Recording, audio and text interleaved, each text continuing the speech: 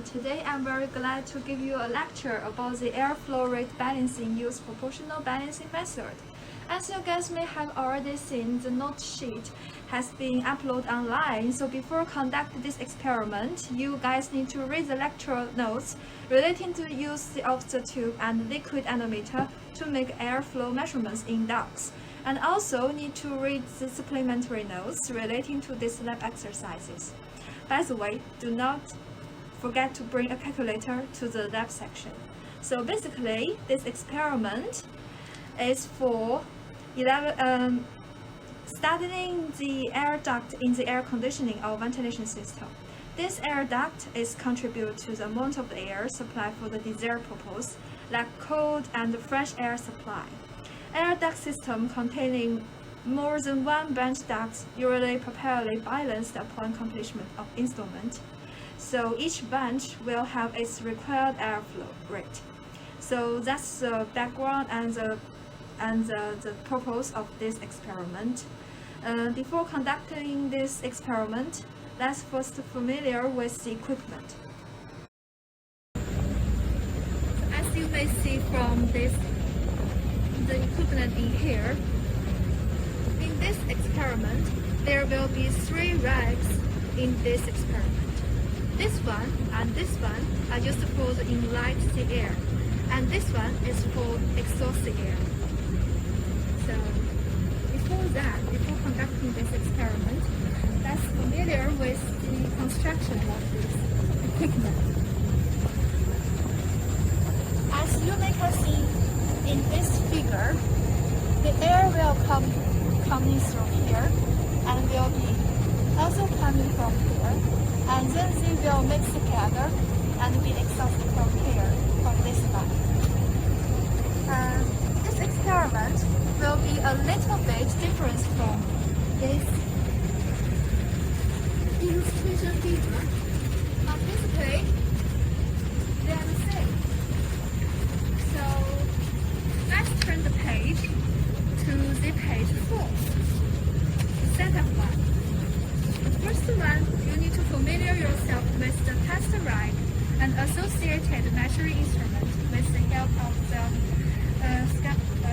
drawing upon the figure 1 and the photographs in the figure 2 and figure 3. Then, in this experiment, damper 1 and damper 4, referred to the figure, will be used for adjusting the airflow in 2 branches.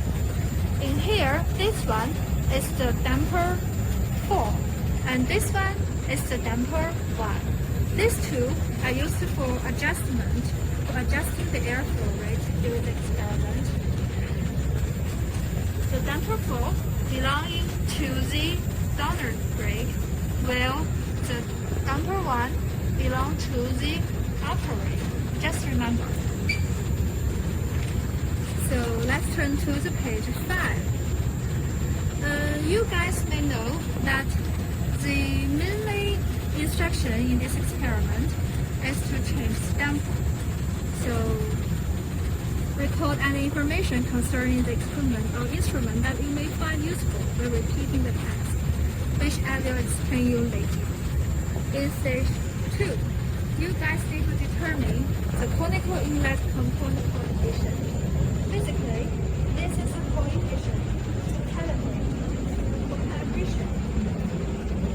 This coefficient is dependent on the Reynolds number of the inlet airstream, which belongs to the donor duct and the upper duct. However, in this section, we only need to calibrate for the the donor rack. So as we all know that it is dependent on the Reynolds number of the inlet airstream. As shown in supplementary notes, you will see the equations how to calibrate it. So before that, you need to calculate the Reynolds number and then use it to derive the coefficient for calibration. So as you guys may also see the equations in here. This coefficient is derived from this Reynolds number, and the Reynolds number as formed here, where the D is the this is not the traditional diameter, it is called the hydraulic diameter. For the circle, it's supposed to be d divided by 4, which is 40 millimeter in this experiment. Just remember, it is not 160. And the u is the velocity of the air, which belongs to here. So during the experiment, you can measure the pressure differences between them two. So here, based on this equation, you will derive the inlet air's velocity. And just remember, here this is the density of the air, which is linked with the indoor air temperature. And as you may see it in the lab sheet, it has been give you the value, which is 1.2, and the indoor temperature is supposed to be 20 Celsius degree. Just remember. And after you derive this Reynolds number, you can define the coefficient value. As for the Reynolds number over the 30,000, this one is supposed to be here. However, when it belongs to this range, this value is supposed to be here. So if you guys are interested in here, you can stop here and make a record. By the way, you can also find these equations on the supplement pages. So let's start to the after you have calculated the coefficient, well, the 2.1, as I said, is explained, record the room temperature and pressure, which I have already given you. This are for calculate the density of the air, and 2.2 is for using the Reynolds number to define the coefficient. You guys have already know that. And 2.3, before starting the experiment, fully open all the damper. Check the condition of the inlet and the exflow grid to ensure the airflow is not obstructed in any way. By the way, guys, this one I have already done for you. So let's turn to the next step. Switch on the power supply the fan. This is a fan, by the way. I have already opened it. You can hear the noise. And check the condition of the corneal inlet and back. Set the input frequency to 40 Hz. I have already done that for you. And run the system for a few minutes to make the system stable. It has been lasting for a long time. So next step. While the fan rack is stabilizing, familiarize yourself with the incline allometer. Determine the maximum measurement range of its. I know. They want you to determine the maximum measurement range. However, in this experiment, we have something more advanced. Here, this equipment is to directly measure the pressure differences for this equipment. So when you read this value here, this is the pressure differences, which is the delta P, as I have already shown you in this equation here. This is the delta P value, which equals to this value. Yeah, we can read it directly without using the allometer. Just in case, the unit of this value is pound. Yeah. So let's go back to allometer. Here, this is a tube allometer. Yeah, if you guys really interested in it, you can search online to see how it works. So let's show you. When you go along with this line, you can see it is basically measure the upper brakes pressure differences. Yeah, which belongs to the top one. So here, as you can see, this allometer is inclined. Yeah, it is not vertical or horizontal, right? It is just inclined. It has an angle. So when you read the value, of course, I have already opened the file, so there will be pressure differences. As you may see, it shows 0.5. Just in case, this belongs to the KPA. Yeah. So basically that difference. Okay. You should divide it 1,000 to make sure that these two have transferred into the same unit. Besides, it is very, very important to notice, since this tube has an inclined angle, as you may see from here. Yeah, when it is a bottom incline, you should multiply with a scale multiplier. will find in your tutorial sheet as in here. Yeah, it has shown you the actual maximum reading part and also the scale multiplier. And you only need to record the bottom incline here. So basically,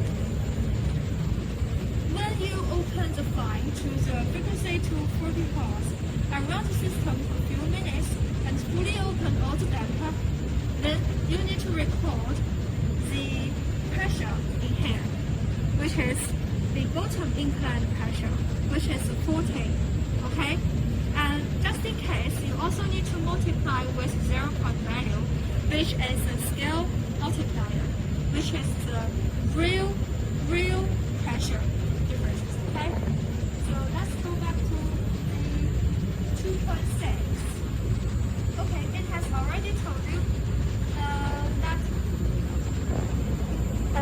it just to let you know that all the equipment is supposed to be zeroed correctly. Of course, this step we have already done for you guys. So just to keep to the next step. So in the 2.7, it told you when the file has stabilized, measure the velocity pressure. Yes, I've already read that for you. And using the pitot and incline elevator. Yeah, this one I have already done for you. And then this time we will close the damper one. Just go back to the 2.8. Fully close the damper one and repeat the velocity pressure measurement mentioned in 2.6. So just to repeat again, we just fully open all the damper and let me correct more. And this time we will fully close this damper one. Okay, so fully closed.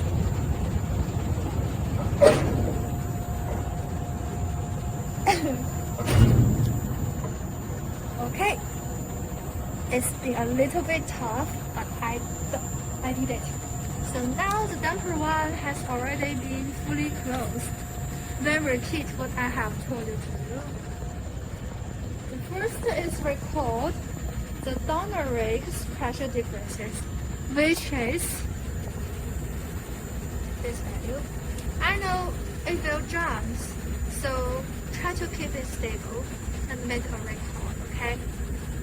So basically it's supposed to be 250 pounds, okay?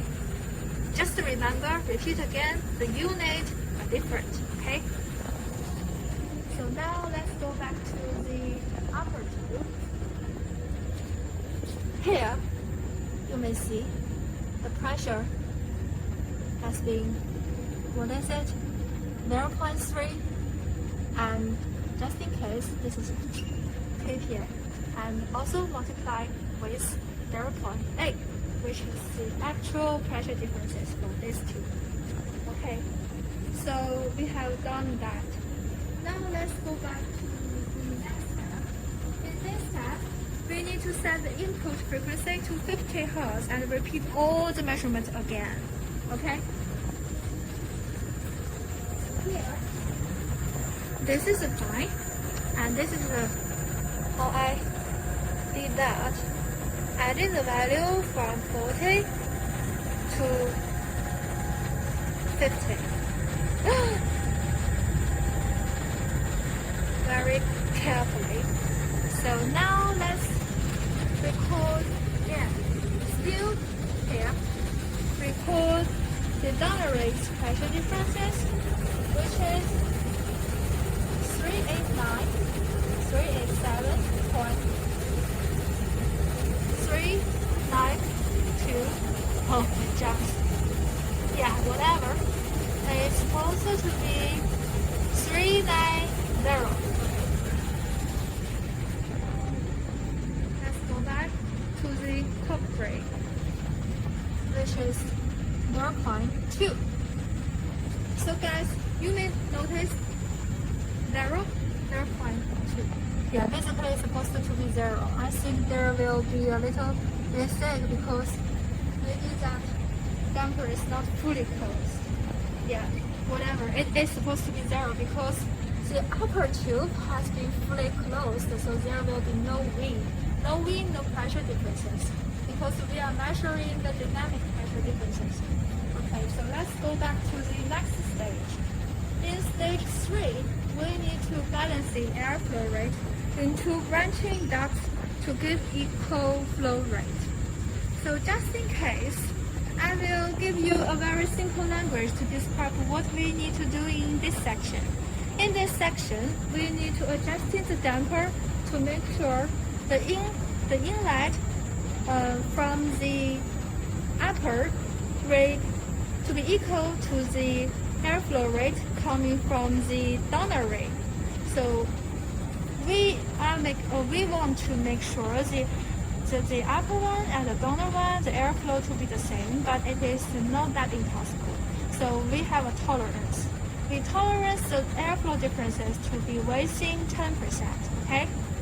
So just in case, just to remind it again, we want to make sure the airflow rate to be the balance by adjusting the damper, but it is not impossible, not that possible. So we have a tolerance just to make sure the differences between these two rates to be within 10%.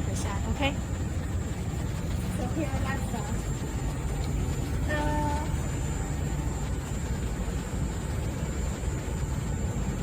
Still, as we have already turned the fine to the 50 Hz, let's get started. As I have already tested some for you, I will just show you the results. For 50 Hz, the opening area is supposed to be 0.45, which is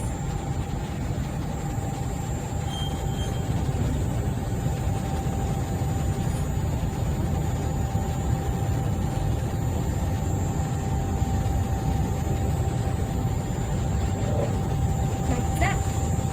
So let's make a record.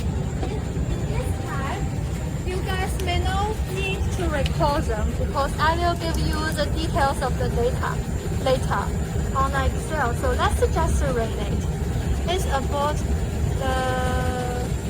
2.8, 2.0, whatever.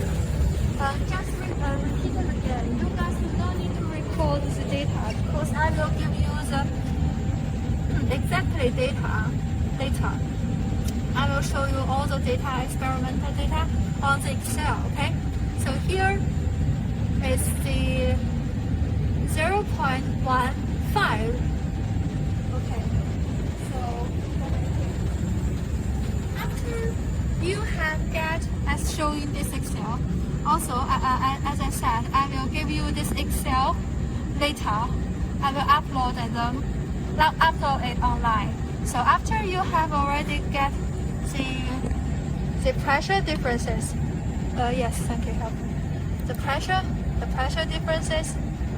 This one is for the upper tube, and this one is for the donor tube. And these are the pressure that you have made record. As we just experiment the 50 Hz, and this is the opening position, like 0.45, whatever. And record the pressure is supposed to be 0.13, and for the donor tube it's supposed to be 290, which are basically the same as we just made, okay? So you can make the calculation. The first you need to transfer the pressure for the upper tube, as I repeated for several times. You need to multiply with 0.1 because it's inclined, and then make sure it's converted to pound. Okay? So then you can calculate the velocity, which has been shown to you as the form in here. Okay? So basically this equation is used to calculate the velocity. Based on that, you can calculate the airflow rate. You guys may be curious about this value 2.07. This is like another coefficient for calibration, and it is got from the experimental data. Just use it, okay? You guys may find these equations on the supplement sheet, and you can also just use this Excel to do your own calculation. So here you get the airflow rate to be 0.39, and then for the down tube, based on this pressure, you can also get the velocity still based on this equation here. Okay? And then you need to, as I said, you need to get a correlation coefficient, right? So before that you need to calculate the Reynolds number. And here this is how to calculate. You can see in here it is U multiplied with the D and divided by viscosity, and this is a transfer, whatever. Basically you can see the range allocated in this range, right? So need to do this long calculation, and I have already gave the value how to calculate the calculation process in here. You can see in Excel, and based on that you can calculate a coefficient for calibration, and after that you can multiply the coefficient and to determine the airflow rate in here, and then you can calculate the differences. As you see in here, it's the differences between the upper and the donor tube's airflow rate. So here's the calculation. Yeah, it is within 10. Okay? It has been, I already multiplied with 100, which is the percentage of 7.44. Okay? Within 10%. Okay? So this one satisfies the requirement, and I have filled the correct value with the blue. Okay, so let's move to the next step. Let's change the frequency into 40. As you may see, 40, this one is also success.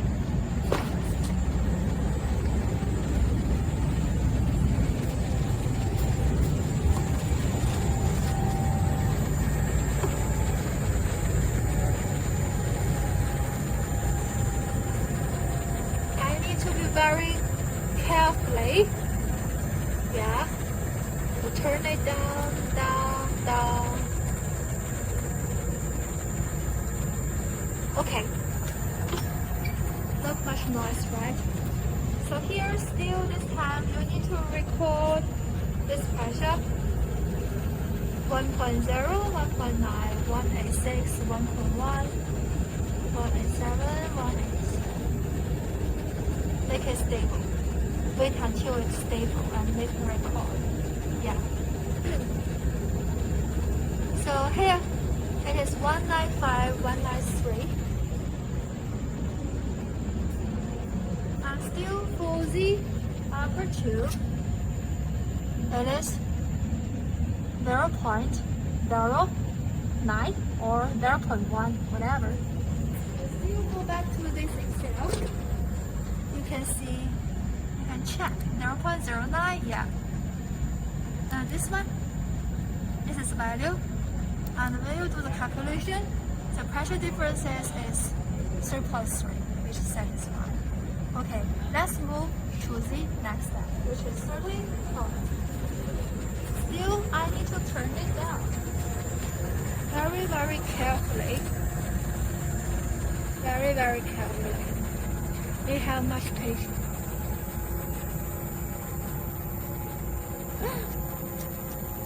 Okay. Still, we need to wait for seconds to make it stable. And this time, wait until it's stable. And you may see that the value in here, it becomes stable, right? 108, I think. Yeah. So let's move on to the upper rate, which is the 0.06. So still in here, in this line, you can see with the upper tube, the pressure is 0.06, which are the same. Yeah. And for the down tube, the pressure is the 104.9. this time. And then based on this condition, you can do the calculation, still use this Excel, and the pressure and the differences become 5.49. Okay, so let's move back to the last group, which is the 20 Hertz.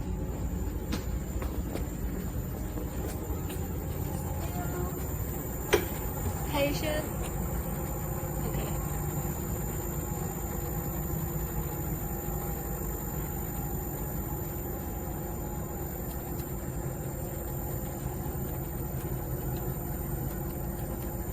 Okay, perfect. So now this time, the pressure becomes 47. Very stable. And this time, this pressure differences become 0.4. 0.04.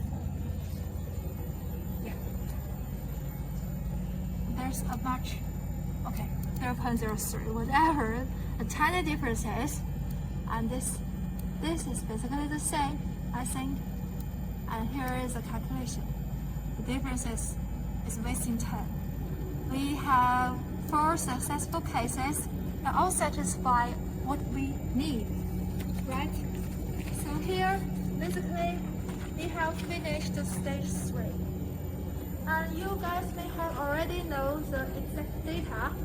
Of course, as I said, I will share the Excel to you guys online later. And based on the experimental sheet, I think you can finish your calculation and also need to do some analysis based on the report. Thank you for your attempt. See you next time.